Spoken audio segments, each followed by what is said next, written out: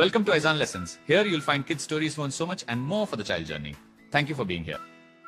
வணக்கம் செல்ல குழந்தைகளே, எல்லாரும் எப்படி இருக்கீங்க? நம்ம ஸ்போக்கன் இங்கிலீஷ் லெவல் 2க்கு உங்களை மறுபடியும் வரவேற்கிறேன்.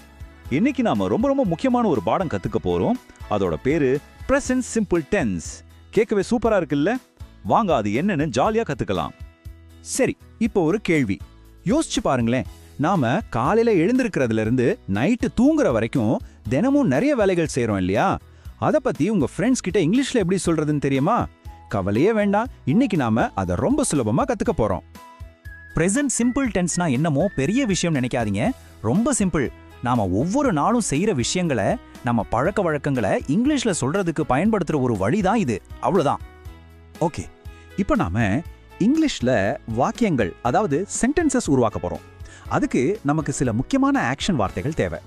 இந்த வார்த்தைகள் தான் நாம வீடு கட்ட உபயோகப்படுத்துற செங்கல் மாதிரி நம்ம வாக்கியங்களுக்கு ரொம்ப முக்கியம். வாங்க அந்த பில்டிங் பிளாக்ஸ் என்னன்னு பார்க்கலாம். நம்மளோட முதல் ஆக்ஷன் வார்த்தை வேக் அப். காலையில சூரியன் வந்ததும் நாம என்ன பண்ணுவோம்? தூக்கத்திலிருந்து கண்ணை முழிப்போம் இல்லையா? அதுக்கு இங்கிலீஷ்ல வேக் அப்னு சொல்லணும். அடுத்தது பிரஷ். நாம காலையில எழுந்ததும் நம்ம பற்களை பளபளன்னு சுத்தமா வச்சுக்க என்ன பண்ணுவோம்? பல் தேய்ப்போம். அதுக்கு இங்கிலீஷ்ல பிரஷ். இப்ப அடுத்த வார்த்தை EAT. பசி எடுத்து என்ன பண்ணுவோம்? அம்மா செஞ்சு கொடுக்குற இட்லி, தோசை எல்லாம் சாப்பிடுவோம் இல்லையா? அந்த சாப்பிட்றதுக்கு இங்கிலீஷ்ல ஈட்னு சொல்லணும். அடுத்து கோ. நாம ஒரு இடத்துல இருந்து இன்னொரு இடத்துக்கு நகர்றதுக்கு இந்த வார்த்தை யூஸ் பண்ணுவோம். உதாரணமா ஸ்கூலுக்கு போறதுக்கு கோ டு ஸ்கூல்னு சொல்லுவோம். கோனா போ. இப்போ உங்களுக்கு ரொம்ப பிடிச்ச ஒரு வார்த்தை பிளே, அதாவது விளையாடு.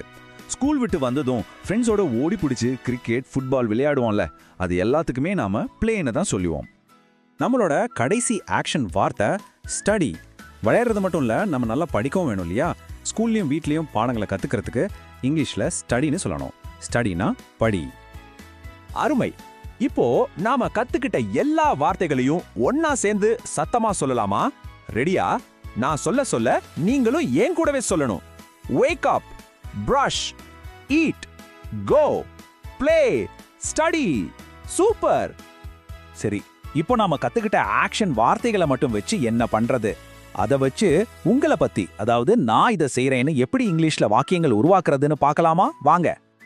முதல் வாக்கியத்தை பாருங்க. I wake up early. இதுல ஐனா நான், wake upனா எழுந்திரு, earlyனா சீக்கிரம். அப்போ நான் சீக்கிரம் எழுந்திருப்பேன். என் கூட சேர்ந்து சொல்லுங்க பாப்போம். I wake up early. அடுத்த வாக்கியம் I brush my teeth. இதோட அர்த்தம் நான் என் பற்களை தேய்க்கிறேன். ரொம்ப ஈஸியா இருக்குல்ல? நாம தினமும் செய்யற ஒரு வேலையை இப்போ இங்கிலீஷ்ல அழகா சொல்லிட்டோம். கடைசி உதாரணம் I go to school. அதாவது நான் பள்ளிக்கு போகிறேன்.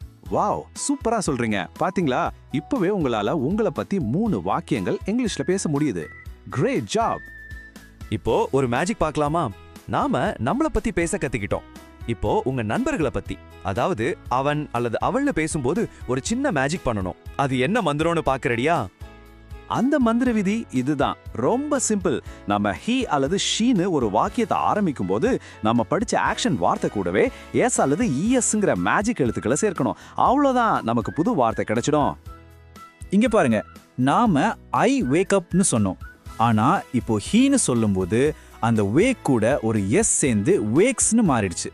ஹீ வேக்ஸ் அப் ஏர்லி, அதாவது அவன் சீக்கிரம் எழுந்திருப்பான். அந்த எஸ் தான் இங்க மேஜிக். இன்னொரு உதாரணம் பார்க்கலாமா? ஐ கோ டு ஸ்கூல். ஆனா ஷீன்னு சொல்லும்போது கோ கூட இஎஸ் சேர்ந்து கோஸ்னு மாறிடுச்சு. She goes to school. அவள் பள்ளிக்கு போகிறாள். சில வார்த்தைகளுக்கு எஸ் சேர்ப்போம், சிலதுக்கு இஎஸ் சேர்ப்போம். அவ்வளோதாங்க அந்த மந்திரம். இப்போ ரெண்டுத்துக்கும் உள்ள வித்தியாசத்தை பாருங்க. நான் விளையாடுறேன்னு சொல்ல ஐ பிளே, அவன் விளையாடுறான்னு சொல்ல ஹீ பிளேஸ். அதே மாதிரி I go, she goes. I study, he studies. வித்தியாசம் புரியுதா குழந்தைங்களா? ஐ வரும்போது வார்த்தை அப்படியே இருக்கு, ஆனா ஹி அல்லது ஷீ வரும்போது அந்த மேஜிக் எஸ் அல்லது இஎஸ் வந்துடுது. வாவ், சூப்பரா கத்துக்கிட்டீங்க. இப்போ நீங்க முயற்சி செய்ய வேண்டிய நேரம் வந்தாச்சு. ரெடியா? நான் கேட்கிற கேள்விக்கு நீங்க பதில் சொல்லணும். Let's practice. இந்த காலி இடத்தை நிரப்புங்க. I dash everyday. நாம கத்துக்கிட்ட ஆக்ஷன் வார்த்தைகள்ல ஏதாவது ஒன்று சொல்லுங்க பார்க்கலாம். யோசிங்க. ஐ பிளே எவ்ரிடே சொல்லலாம். ஐ ஸ்டடி எவ்ரிடே சொல்லலாம். சூப்பர். இப்போ அந்த மேஜிக் விதியை ஞாபகப்படுத்திக்கோங்க. He dash everyday. இப்போ என்ன வரும்? பிளேவா பிளேஸா? Correct. He plays everyday. He studies everyday. அருமையா சொன்னீங்க. நீங்க எல்லாரும் ரொம்ப நல்லா பண்ணீங்க. இப்போ எல்லாரும் ஏன் கூட சேர்ந்து ரொம்ப பெருமையா தைரியமா சத்தமா சொல்லுங்க. என்னால் எனது அன்றாட வேலைகளை பற்றி ஆங்கிலத்தில் பேச முடியும். இப்போ இங்கிலீஷ்ல சொல்லுங்க. I can talk about my daily routine in English. Excellent work குழந்தைகளே. இன்னைக்கு நீங்க ரொம்ப அருமையா கத்துக்கிட்டீங்க. அடுத்த பாடத்துல கேள்விகள் எப்படி கேட்கறதுன்னு நாம கத்துக்கலாம்.